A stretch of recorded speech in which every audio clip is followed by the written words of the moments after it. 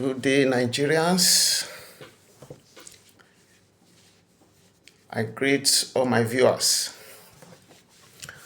Yes, I want to talk about the palace and the people. And I will have another video that will be talking about Nigeria politics. And we have another one that will be talking particularly about the insecurity. And then I will be talking about Nnamdi Kanu, the great prophet of our time, and the Igbos in general. So you are welcome. I want you to follow me, subscribe, and like the video so that in subsequent ones you will be notified. You are welcome once again. Now, let me start from home because I'm from Edo State. So I will want to talk about the palace and the people of the Edos. I want to draw our attention because also for me, not until some days ago when I heard from my former governor, His Excellency Godwin Obaseki, when he drew my attention to the fact that out of all the states in Nigeria, it is only the Edo State that is being named according to the tribe. And when I sat down, I really thought about it and said, yes, that is true. So we are Edos. And just only one state for the Edos. But we have never been so divided as it is now, or just because of politics. I can still remember when Obaseki was coming back in the second tenure. That was when our monarch was dragged into politics by late Captain Osa. My father, Oba Atokbe, he said, politics is not a good place for you to be. Politics spoils so many things. They don't have truth there. They fight dirty. They do all manner of things that does not reflect the interest of the people. My father, I want to appeal to you. Quit politics because it's not going to do you and our entire state any good. Politics is not good for a highly profile set of people like you. Like the name goes, Omo Noba Nyado, you are the light of the Edos. Irrespective of whosoever that is seated on that throne, but that throne, that stool is our pride. Whosoever comes there is our father, is the light of the Edos. Now that we are so divided, you are supposed to unite us. My father, you are supposed to unite us. But instead, I'm sorry to say, you are aiding the division. How? Okay. Just because there was a little disagreement between you and your subject, His Excellency Obaseki. You now said both Obaseki and all the followers are now enemy of the palace. Knowing fully well that Obaseki control more than 80% of the Edolites. More than 80%. They love him, they follow him, They are his followers and his fans.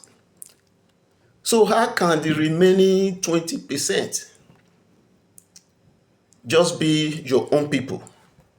When I heard those things, I was thinking that no, these are rumors. Not until a letter was written from your palace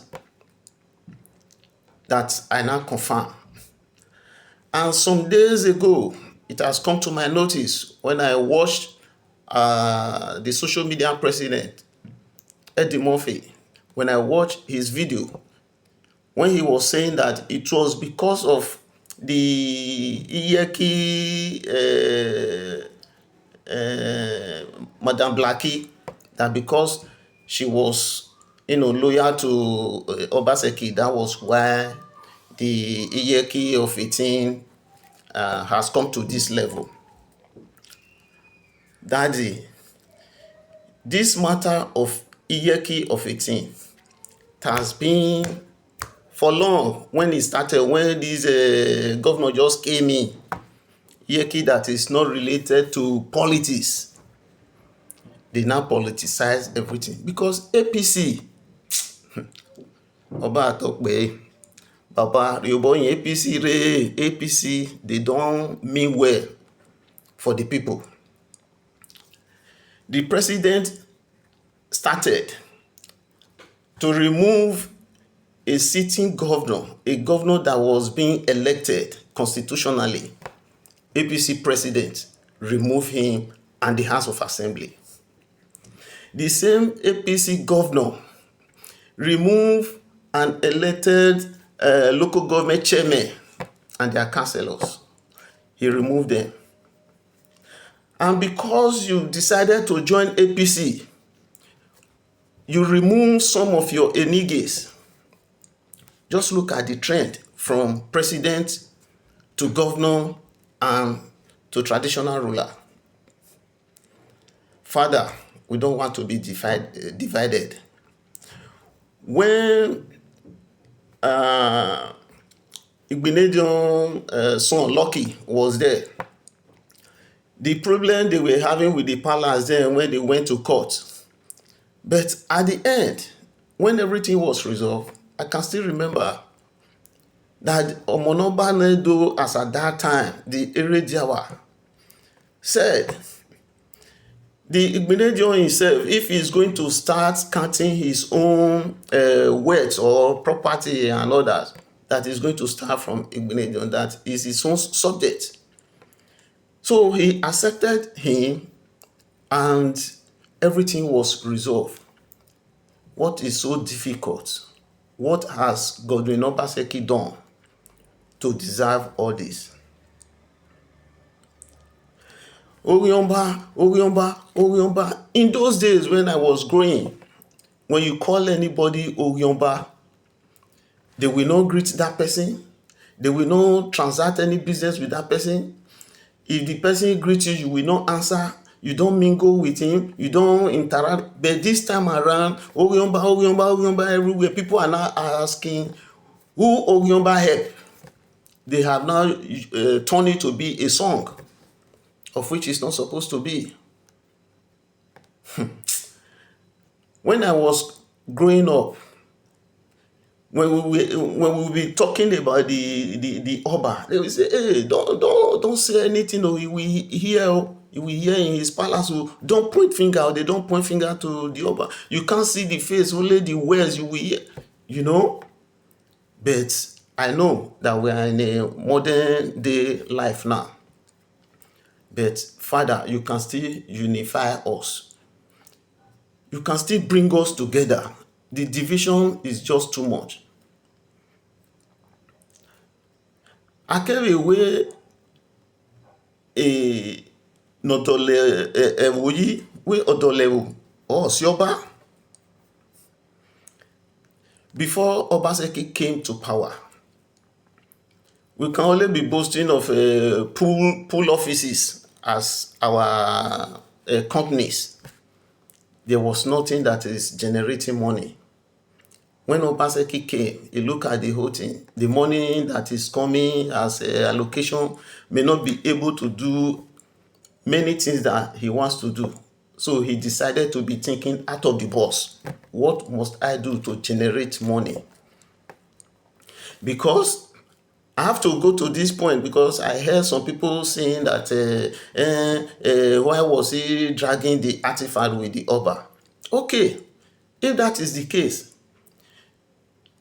for me, because I have not met with Obaseki, I have not discussed anything, but with the event of things unfolding, those who have sense can be able to draw conclusion.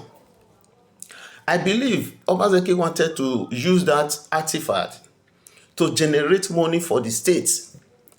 But when many people, including the palace and many Edo people, said no, it belongs to the Oba, give it to the Oba, Obaseki hands off. And that matter was laid to rest. And I also heard about money being paid to the chiefs and all that. I also heard that it is an edict. I don't know if that is what is being called, but that is what I heard, that the edict of 1979, that is what Obaseki has come to implement.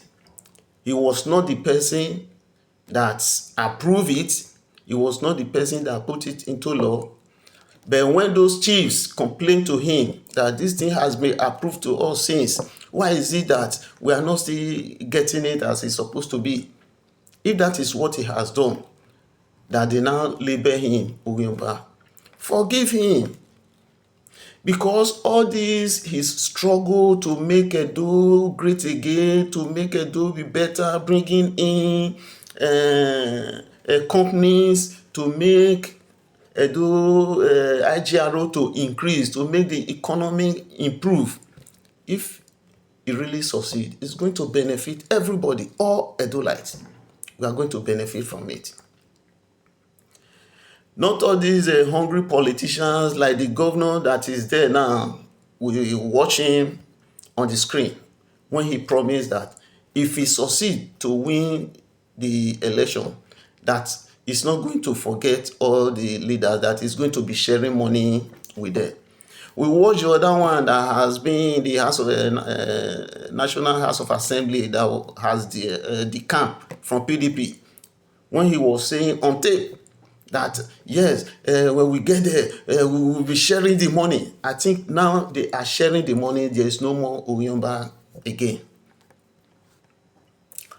Well, I want to let every one of us know division cannot help us. Please let us unite. We just have only one state in Nigeria as the Edos. Why must we be divided? Please, let's come together as one.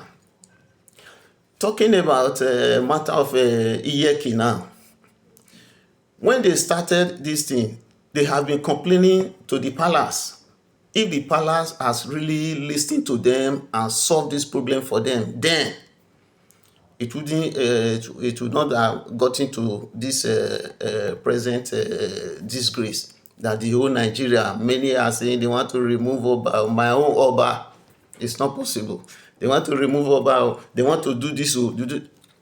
Because we do not give it urgent attention when it started. Maybe because the palace was angry with Obaseki that the market women, they have come. That is how they have been doing it. Any governor that is on seat, they always follow them to go and campaign. So if Okpebo will exercise patience, in his own time, the market women will come out and join him to campaign. Right from Igbinejo time and Oshomole, it has been like that. Why must this be different? Well, Obaseki is a good man. He meant well for the Edos, not the one we have now. I don't really know. It's just 1 year, so I cannot judge him. But I know that Obaseki means well. Attracting investors, human development index, he was so concerned about that. But many people, they are saying, what did Obaseki do? Look at road, look at this one. It has not done this. I laugh because if you are not in the spirit, you cannot understand things of the spirit.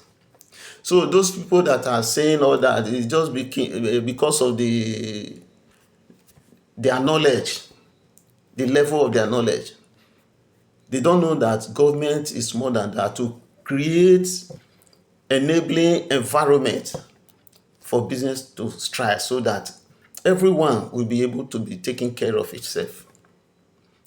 Bringing investors, put in place good hospitals, even to medical, what did they call it, medical scheme that he brought. It's just because of he has visited abroad. He knows how things work there. So he now brought it that you can now enter this scheme, and when you are sick, you go to any healthcare that is closer to you free. They will treat you free. That is what Obaseki has done. When he saw some parks here in abroad, he went to and make one in Airport Road. If you go to that place, not until you get out of that place, you'll be thinking that you are in Europe. So these are things that we need our leaders. When you visit outside, you see good things. Bring those things back home, not to be sharing the money. And all those politicians, they saw Obaseki that this is not a politician, this is somebody that has come to work for the people, so we must fight him because he's not bringing the money for us to share. That was how they started fighting Obaseki. I can still remember this present Attorney General of the state when he was saying, how can he be blocking us from entering government house? To go and do what? You are just a party member. Going to government house to go and sit down, be drinking Gouda, because I heard that Oshomole was a master of Gouda. To go and be drinking Gouda, making parties every weekend, bringing women to the government house, eating padendiam and all that. This man said, no, we have little resources. This little one, I want to use it to work for the people. Even it was not enough. That is when he started thinking out of the box to generate money. That led him to the first governor to be paying more than minimum wage in Nigeria. Well, let me pause here. I believe I have dished out my message. Please follow me, subscribe as we get to the next video, which is going to be Nigeria and politics. Thank you, and may God bless you.